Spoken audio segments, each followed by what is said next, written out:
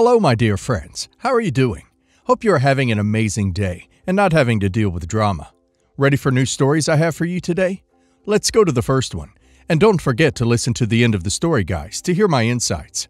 Enjoy the stories, and don't forget to like and subscribe. And of course, don't forget to leave a comment.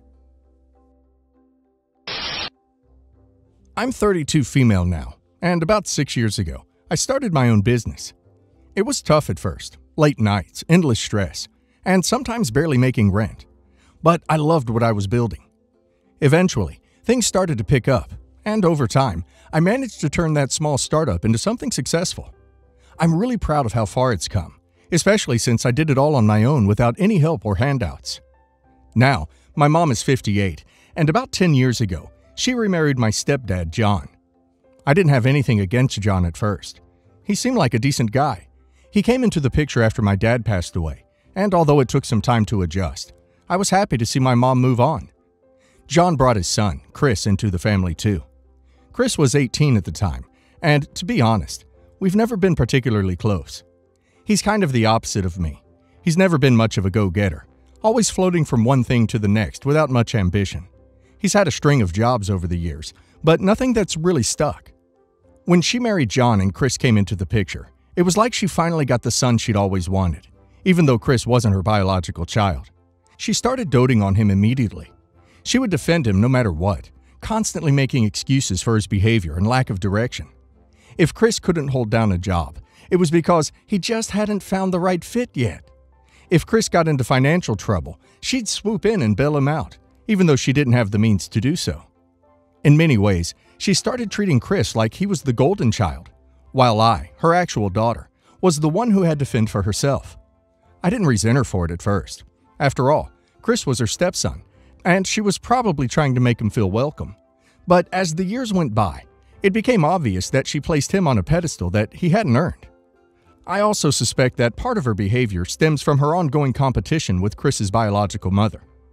John doesn't talk much about his ex-wife, but I've heard bits and pieces over the years. Chris's mom is a successful, independent woman, and I think my mom feels like she's in some kind of rivalry with her. She wants to prove that she's the better, more supportive mom for Chris, even though she came into his life later. It's almost like she's overcompensating, trying to win some imaginary race against Chris's real mother. So as my business started to grow, my mom became more and more interested in how well I was doing. At first, it was just typical parental curiosity. She was proud of me, I think, and she'd ask how the business was going. But over time, her questions started to change. She began dropping hints about how Chris could really use a stable job, and how it would be such a great opportunity for him if I could bring him into the business. At first, I shrugged it off. It was clear to me that Chris wasn't cut out for what I was doing, and to be honest, I didn't want to mix family with business. My company is my livelihood, and I've always been really protective of it. Plus, I'd worked hard to hire a team that was qualified and dedicated, and Chris, bless him, has never been the most driven person. I wasn't going to risk my business for family drama.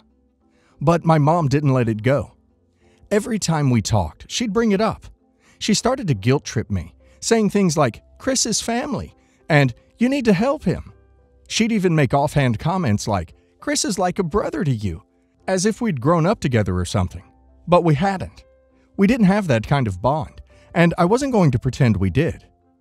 The real breaking point came a few months ago when my mom sat me down for what she called a serious conversation. She told me that Chris had been struggling to find stable work again, and that as his family, it was my responsibility to help him. But this time, she wasn't just asking me to give him a job. No, she wanted me to make Chris a partner in my business, a full-fledged partner. I was stunned. I couldn't even wrap my head around it. Chris, a partner? In a business that he had zero experience in and no stake in? I tried to explain to her that running a business doesn't work that way, that you can't just hand over a chunk of your company to someone who hasn't earned it. But she wasn't listening. She got angry, accusing me of being selfish and not caring about family, not accepting Chris as a brother. She said that if I didn't do this for Chris, she would rethink our relationship because she is ashamed of me. I couldn't believe what I was hearing. My own mother was threatening to cut me out of her life over this? Over Chris, who hadn't even asked for any of this himself. After that conversation, I took a step back and tried to give myself some space. But my mom didn't let up. She kept calling and texting, demanding that I reconsider. John even got involved, sending me a long email about how I was tearing the family apart by refusing to help Chris. It felt like they were all ganging up on me, and I was being made out to be the villain for simply protecting what I had worked for. Then, a few days ago, my mom showed up at my office unannounced, with Chris in tow. She was there to discuss the partnership as if it were a done deal. I lost it. I told her flat out that it wasn't happening, and she had crossed a line. She exploded, saying I would regret this and that I was abandoning my family. She said she disowns me until I change my mind. I told her that in this case, she and her family had 30 days to move out. She had completely forgotten, or maybe just chose to ignore, the fact that the house she was living in, the one she shared with John and Chris, belonged to me. And if she wanted to make threats, well, I had leverage too. You see, about 7 years ago, my mom was on the verge of losing her house, the house I grew up in, because of some financial struggle she was dealing with. She was in serious debt, and there was no way she could keep up with the payments. I couldn't bear the thought of her losing that home, especially since it had sentimental value to both of us. So I stepped in. I bought the house outright, fully intending to let her live there as long as they needed, rent-free. It was my way of giving her some stability and peace of mind after everything she'd gone through. It wasn't a big deal for me at the time. She's my mom, and I wanted to help. My mom and John have been living in a house for years, and I've never asked for anything in return. I've let them live there freely because, in my mind, it was the least I could do for my mom. So now she looked at me like I had just slapped her. She never thought I'd actually kick her out. She scoffed, saying I was bluffing. But I wasn't. I was dead serious. I'd had enough of her manipulation and entitlement. If she wanted to play these games, she could do it somewhere else. Now things have completely blown up. My mom has been calling me nonstop, begging me to reconsider. John's furious. Chris, ironically, hasn't said much. He's been kind of caught in the middle of all this, and I actually feel a little sorry for him. But my mom won't let it go. She's even gotten other family members involved, and now I'm getting calls from cousins and aunts who are all split down the middle. Some say I'm being heartless for kicking my own mother out. Others say I did the right thing, and that she crossed a serious line by trying to manipulate me into giving Chris part of my business. Honestly, I feel conflicted. On the one hand, I don't feel guilty about standing my ground when it comes to my business. It's mine, and I built it from scratch. No one has the right to force me to hand over a part of it. But on the other hand, kicking my mom out feels extreme. I never wanted things to get this bad, and I'm struggling with whether I've overreacted. So, Reddit. Am I the a-hole for kicking my mom and her family out of the house after she tried to force me to make her stepson a partner in my business? It sounds like OP's mom tried to use emotional manipulation to get OP to do something completely unreasonable. Making Chris a partner in OP's business?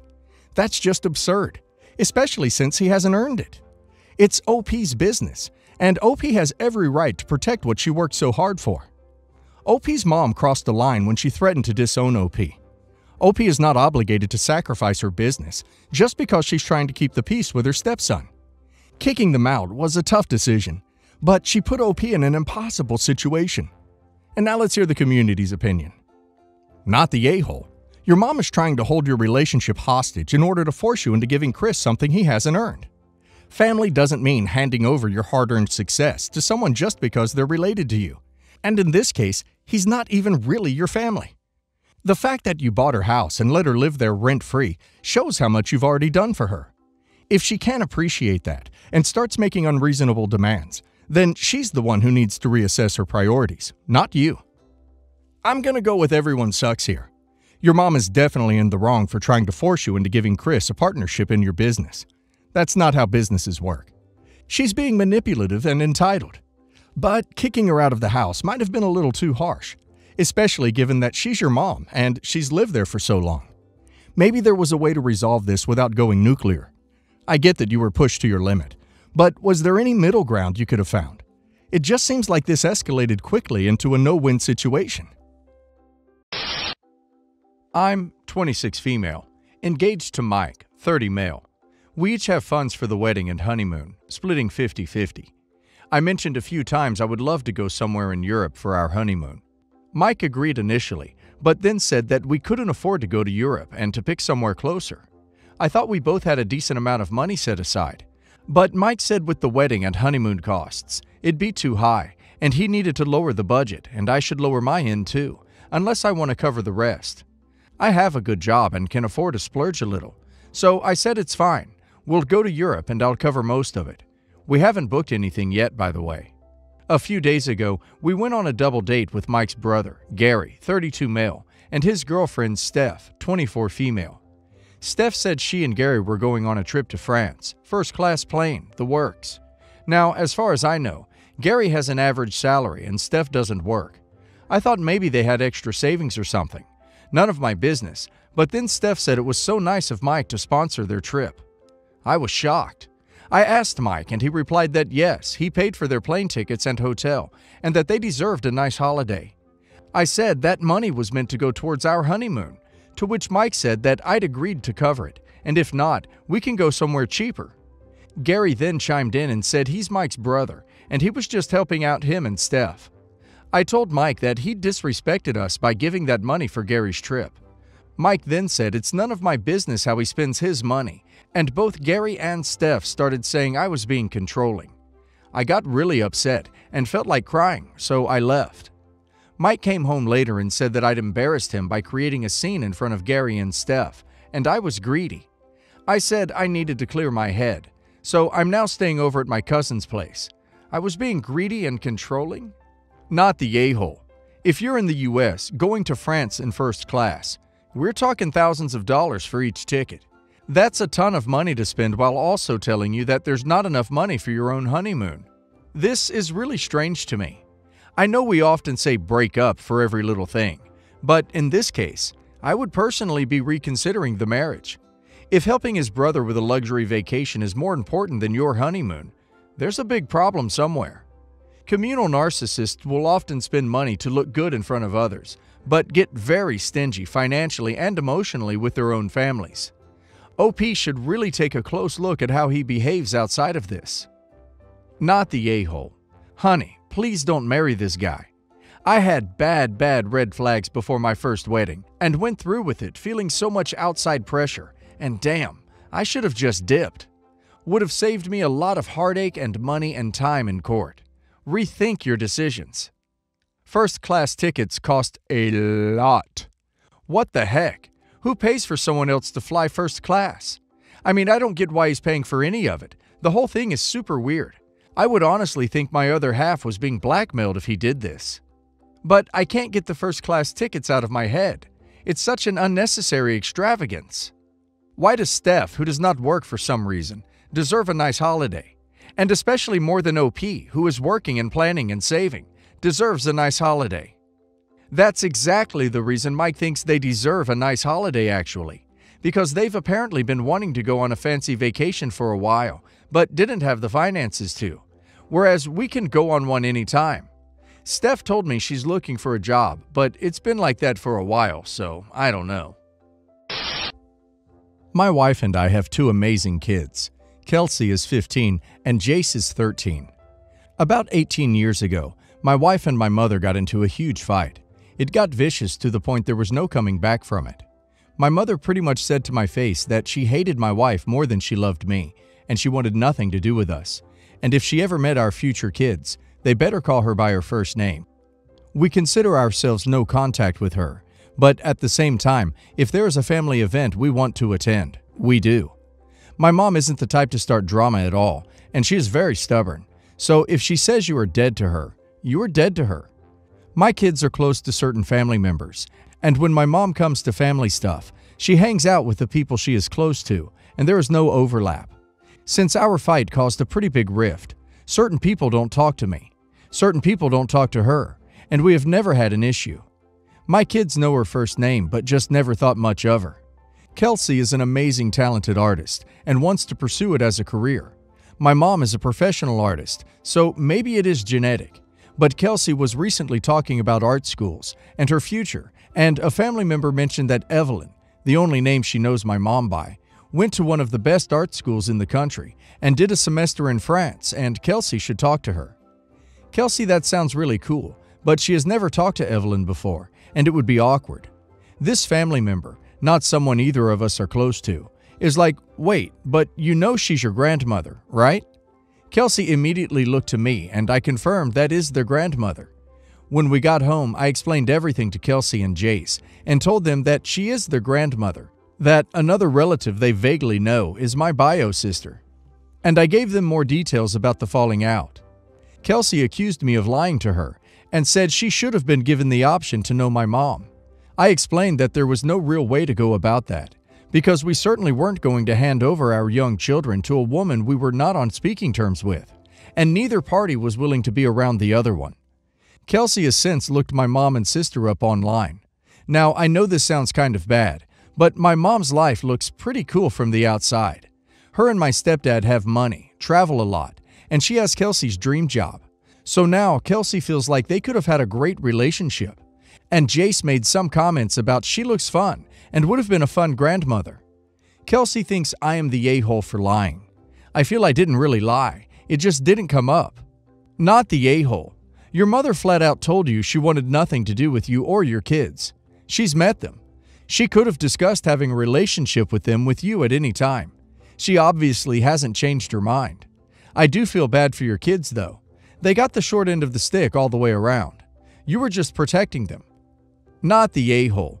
Sit your daughter down and explain to her that your mom was the one who didn't want contact anymore. She was the one who said she didn't want to have a proper relationship with her grandchildren, not you. If your daughter still sides with her grandma, then maybe you should let her stay over for a week and revel in the rejection. I, 28 female, have had a rocky road with my boyfriends, 29 male, brother and sister-in-law throughout our entire 6-year relationship. My boyfriend's family's nationality is Greek, and so is the sister-in-law. This is not the Americanized Greek family I'm dealing with. This is Greeky Greek. Off the bat, they hated me because they think my boyfriend should be with a Greek girl. They have excluded me from family get-togethers for years, saying that my boyfriend was welcome to come, but I am not because I'm just the girlfriend. My boyfriend was really bothered by this, so he refused to go if I wasn't included. They have said they don't like me because I'm stupid. I come from a bad family. I don't try hard enough. Any broad negative statement that has no real evidence is what they say is the reason they don't like me. The real issue here is the sister-in-law. She is a piece of work. Extremely entitled. A negative energy that only opens her mouth to either shove croissants in it or talk crap. Laugh at your pain. All-around nasty person. The type who still thinks daddy's money is a flex at 33 years old despite never making anything of herself. I've never had a conversation with her that did not include her trying to brag about someone else's money. Even said one time how much her ex-boyfriend makes and how she could have been rich if she stayed with him. This is in front of her husband, by the way. It has always felt like to me that she was saying this stuff in a way that was meant to put me down or make her feel superior, even though I make more money than her husband does and she's unemployed. I digress. I have never heard her say anything positive, ever, about anyone. We went no contact end of last year due to how they treated me after my dad suddenly passed away at the end of summer. Both brother and sister-in-law sent me condolence texts, and I invited them to the memorial service, but they made conflicting excuses the day of my dad's funeral to not come. Brother said virus concerns, and sister-in-law said he had to go to work. Mutual friends and family reached out to them for our address to send cards and flowers, but they pretended like they didn't have our address. I somehow end up being the one who goes to brother and sister-in-law's house to try to fix this. Sister-in-law says they haven't been there for me after my dad died because I wasn't there for them during their second pregnancy. Excuse me? What? We found out on Instagram about the pregnancy. They didn't invite us to the gender reveal party when they live 15 minutes away. She didn't invite me to the baby shower. We found out the baby was born from Facebook. My dad passed a month after their kid was born, and she threw it in my face that I've made no effort to see the baby. Sorry, I've been a little busy burying my father. There's no resolution here. This problem has sickened my boyfriend's parents for years to see their only sons not talk. My boyfriend is stuck between standing up to them and breaking his parents' heart. Am I the a-hole? Not the a-hole. You are well within your right to cut toxic people out of your life, always. Your boyfriend is a good man for standing by you. Remind him that he's not the one breaking his parents' heart. His brother is the one who has chosen to bring negativity into all of your lives. Neither your boyfriend nor you are in the wrong for protecting yourselves. My wife of 6 years and I just had our first child together. Her parents, who live abroad, have come over for a couple weeks to help us out and spend some quality time with us. The thing about her parents is that they're into these trendy DNA testing sites that have popped up all over the place recently, and they've sent samples of their own DNA and had their results back, etc. So now my wife, who's always been interested in genealogy and ancestry, etc., wants to do the same. So her parents bought a testing kit for her and brought it over with them. The thing is, those companies are basically selling snake oil. While DNA science is a real thing, what they make of it is simply unrealistic and completely inaccurate, according to the scientific community. The results being inaccurate is one thing, but what really gets me is that we don't know what they do with all that very personal data that they're gathering. E.g., we know they're selling it to pharmaceutical companies, but who are they going to sell it to next? What will malicious actors be able to do with that kind of data in the future, etc.? On top of that, there's the fact that they're probably building these huge relationship graphs, and we don't know what they do with that data either. This, to me, is where my stance against it comes from. I'm not related to my wife, but my daughter is, and I simply don't want her information out there. That's not in her best interest at all. I made my concerns clear to her and her family, but my wife doesn't want to hear about it. She thinks I'm overreacting and that she can do whatever she wants with her DNA. While I agree with her freedom, I kept insisting that she has to consider the repercussions for our daughter now and factor that into her decision. So, am I the a-hole for not wanting my wife to send a DNA sample and arguing against it? Small addendum. I live in France, where those kinds of online DNA tests are actually illegal. But my in-laws are from the US, and will take my wife's DNA sample with them and send it from the US. Update 2. Given all the questions about why she needs to do it if both her parents have done the tests already, I have to specify that her mother is actually her stepmother, who is not related to her in any way. Info.